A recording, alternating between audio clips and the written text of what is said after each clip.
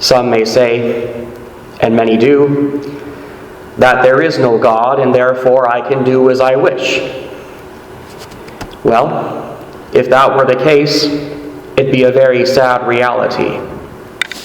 Every earthly joy would be a mere commodity, our neighbor only a means of satisfying our needs and our wants, and death, well, the great perhaps, the great whisper or cry of agony, with none to hear.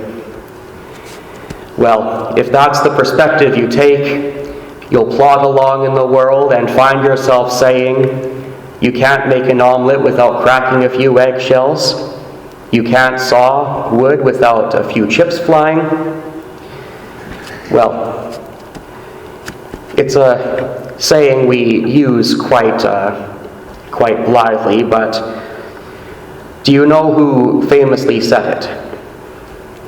Vladimir Lenin, one of the early teachers of socialism. Vladimir Lenin, who, by the way, was baptized Lutheran, but walked away from the grace and became one of the harshest dictators the world would ever know, and bequeathing a legacy of bloodshed and tyranny and stamping upon the cross for 70 years in the Soviet Union.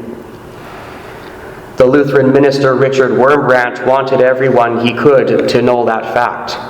Lenin, of course, regarded his fellow human beings as mere eggshells and wood, but they're certainly not unfeeling material. No. People cry out to whatever they can cling.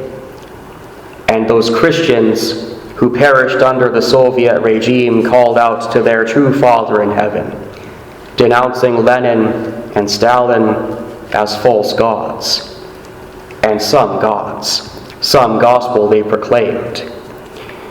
Richard Wurmbrandt, the minister who himself was imprisoned in a communist torture camp for upward of a decade, he writes about the communist soldiers, about their hatred for God. He says the cruelty of atheism is hard to believe when a person has no faith in the reward of good or the punishment of evil. There is no reason to be human. Yet, Wurmbrandt also tells us that if the heart is cleansed by the blood of Jesus, one can resist all torments.